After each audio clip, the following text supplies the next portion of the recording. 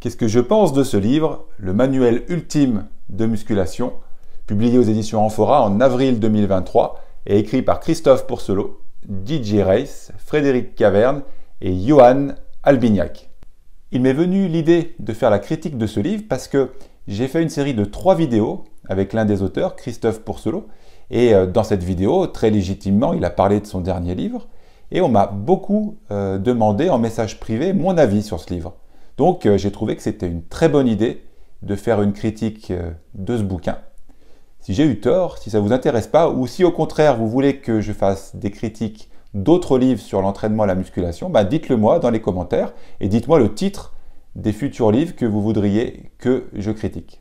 Mais je me dois d'être complètement transparent avec vous, donc je vais vous présenter 4 avertissements avant de commencer cette vidéo. Premier avertissement, j'ai la prétention de penser que je suis copain avec 2 des auteurs, Christophe Pourcelot et Didier Reiss, donc vous pouvez légitimement penser que ce que je vais dire est consciemment ou inconsciemment orienté. Le deuxième avertissement que je vais vous donner, c'est que je n'ai pas payé le livre, il m'a été offert par Christophe Pourcelot. Il m'a même dédicacé ce livre, ce qui fait que quand je vais le revendre sur le Bon Coin, croyez-moi que ça va prendre de la valeur. Troisième avertissement, il y a une petite histoire autour de la préface de ce livre. À l'origine, l'un des auteurs, justement Christophe, m'avait demandé d'écrire une préface. Je lui avais présenté mon projet, il était très content, et je l'ai ensuite présenté aux éditions Amphora qui l'ont refusé en l'état, prétextant que ce n'était pas une préface tout à fait traditionnelle, ce qui était partiellement vrai. Donc, ils m'ont demandé de modifier cette préface, ce que j'ai refusé. Donc, je dois aussi vous parler de cette petite histoire qui n'en est pas vraiment une. Ensuite, dernier point, c'est qu'une des méthodes que j'ai mises au point a été citée dans ce livre, page 381, si ma mémoire est bonne. Donc, vous pourriez aussi penser que je suis flatté de cette référence et que ma critique, cette vidéo, est orientée. Qu'est-ce que l'on retrouve dans ce gros livre d'1,5 kg, vendu au prix de 40 €, un petit peu moins de 40 €. Il fait 450 pages et il est divisé en 3 gros chapitres que l'on retrouve sur la tranche avec 3 couleurs distinctives. Ce qui est assez malin, comme ça on peut, en regardant la tranche, retrouver assez rapidement chacun des 3 chapitres. Plus précisément dans le premier chapitre, on voit qu'il y a 3 parties. La force, la masse et l'endurance de force. Étrangement, le chapitre sur l'endurance de force est tout petit, il fait 10 pages, alors que celui sur la force fait environ 70 pages et celui sur l'hypertrophie environ 40. Donc c'est un petit peu disproportionné d'un point de vue du nombre de pages. En ce qui concerne le contenu de l'hypertrophie, tout tourne finalement autour de 5 piliers. Enfin un petit peu plus quand vous lisez le livre, mais grosso modo, l'idée c'est d'avoir résumé les problématiques de l'hypertrophie autour de 5 piliers. Pour ce qui est de la force, le plus gros chapitre, là on retrouve les régimes de contraction, beaucoup de choses sur le système nerveux. Je ne vais pas tout vous détailler le contenu, vous n'avez qu'à retrouver le sommaire détaillé sur le site de l'éditeur. Ce qui est assez sympa, c'est que périodiquement dans le livre, on a la touche de Didier Reiss, où il zoome sur un aspect des choses, il y apporte une approche scientifique. Ce qui fait que ça casse un petit peu la routine de lecture, je trouve ça très sympa. La deuxième partie de ce livre, c'est la partie violette. Je vous rappelle que sur la tranche, on retrouve en fait un code couleur qui correspond aux 3 chapitres. Donc, je dis chapitre, partie d'une manière interchangeable, pour être tout à fait précis. Les auteurs ont divisé le livre en parties, et à l'intérieur de ces parties, il y a des chapitres. Moi, des fois, je dis l'inverse, mais vous m'avez compris. La partie 2, donc, c'est en fait des zooms sur 5 points que les auteurs ont jugés importants à traiter sur la musculation. Premier point, c'est musculation et adolescence et l'enfance. Ils appellent ça le point ultime, sûrement en référence au nom du livre, qui est le manuel ultime, donc tout est ultime. Deuxième point, c'est sport et santé, musculation et santé, pardon. Troisième point, c'est l'entraînement concurrent. Quatrième point, c'est la relation force et hypertrophie. Et le dernier point, c'est l'épigénétique et la musculation. Toute petite partie qui ne dure que quelques pages. La dernière partie de ce livre, qui fait plus de 200 pages, cette troisième partie, c'est la méthodologie. La présentation de plusieurs dizaines de méthodes, mais pas un simple catalogue. C'est ça qui est très intéressant, c'est qu'il y a une vraie réflexion, une vraie discussion autour et une mise en perspective finalement. De temps en temps, regardez, il y a des petits encarts un peu sympas comme ça, je trouve, où là, c'est l'avis de Christophe. Je vais le lire parce que c'est assez marrant. L'avis de Christophe, donc ouvrez les guillemets. Personnellement, c'est l'inverse. Suivant cette stratégie de substitution musculaire, je pratique désormais une pré-fatigue sur les fessiers, Rotary Hip Machine, puis j'effectue mes back squats dans le but de développer mes quadriceps, prioritairement à mes fessiers, qui eux se développent plus facilement. C'est un exemple de discussion autour de la méthode qui est vivante et qui est enrichissante d'un point de vue de la réflexion. Ce n'est pas juste un catalogue pur et dur.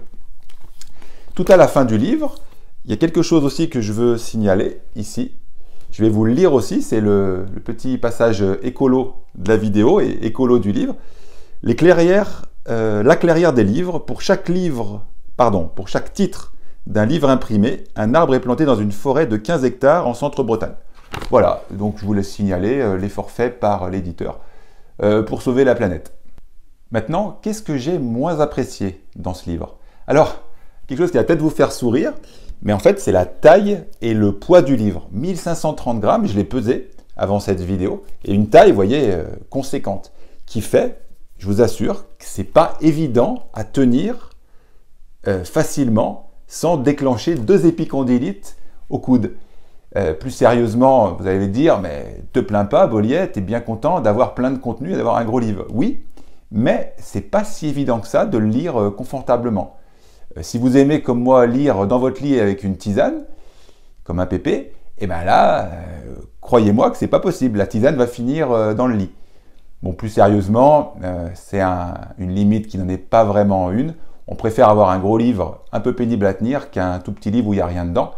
Ceci étant, je me devais quand même de le signaler. La seconde chose que j'ai moins appréciée dans ce livre se cristallise bizarrement dans l'avant-propos, ce qui est assez dommage parce que c'est la première chose qu'on lit. Et je trouve qu'il y a vraiment un ton mis par les auteurs, ou alors c'est moi qui le perçois comme ça, vous me direz ce que vous en pensez dans les commentaires, un peu anti-internet, j'exagère peut-être, ou anti-réseaux sociaux, et qui laisse un goût un petit peu de « c'était mieux avant », que je ne partage pas. Je vais vous dire pourquoi. Ce livre-là, je vous le dis que j'ai beaucoup apprécié, j'y viendrai juste après, beaucoup apprécié réellement. S'il avait été fait en mode formation en ligne, donc sur Internet, il pourrait être mis à jour quasi instantanément en rajoutant des vidéos, par exemple. Tandis que ce livre-là, quand il voudra être mis à jour, parce qu'il a la prétention d'être à jour scientifiquement, et c'est une prétention légitime, eh bien il faudra attendre une réédition. Et une réédition, c'est pas dans 1 mois, c'est pas dans 6 mois. Donc, on ne peut pas massivement critiquer les réseaux sociaux et se dire c'était mieux avant. C'était peut-être mieux avant, mais force est de constater qu'il y a des choses qu'on ne peut pas faire en format papier. L'autre chose qui apparaît dans l'avant-propos, que je trouve hyper maladroite, je vais vous la lire parce que je ne l'ai pas appris par cœur. La phrase en question, c'est « Nous nous devions d'enraciner pour toujours les arguments scientifiques ». Cette phrase est à la fois prétentieuse, enraciner pour toujours les arguments scientifiques. J'ai coupé la phrase pour avoir l'essence de la phrase. C'est à la fois prétentieux, parce qu'on ne peut pas enraciner quoi que ce soit de toute éternité. Et en plus, les arguments scientifiques n'ont pas la prétention d'être éternels non plus. Des consensus scientifiques, on les a vus évoluer dans le temps. Donc je trouve cette phrase relativement maladroite. Connaissant 2 des auteurs, je ne pense pas que ce soit leur pensée, mais force est de constater qu'ils l'ont écrit d'une manière que je trouve maladroite. Donc je me dois de souligner cette chose-là. En plus, comme je pense que ce livre est tout à fait brillant, si je dis du début à la fin qu'il est brillant, on va m'accuser d'avoir fait une vidéo orientée. Le mot de la fin, finalement, est-ce que je le conseille ce livre? Oui, je le conseille à 100%, sauf si vous êtes un débutant en musculation. Là, ça va être un peu chaud, mais sinon, je le conseille à 100% pour les autres publics. Pourquoi? Parce que ce livre réussit le grand écart, extrêmement difficile à obtenir, d'avoir d'un côté la recherche, la science, l'aspect théorique, et aussi les méthodes, la méthodologie globalement, l'aspect pratique de l'autre côté, dans un même ouvrage. Je pense que c'est l'exercice de style le plus difficile à réaliser, correctement, tout du moins, et c'est ce qu'ont réussi avec beaucoup de brio les auteurs. Donc merci et félicitations à eux. Et bravo aussi aux éditions Amphora qui ont le courage de publier des livres aussi exigeants, mais qui amènent vraiment une pierre à l'édifice de la musculation et de la préparation physique.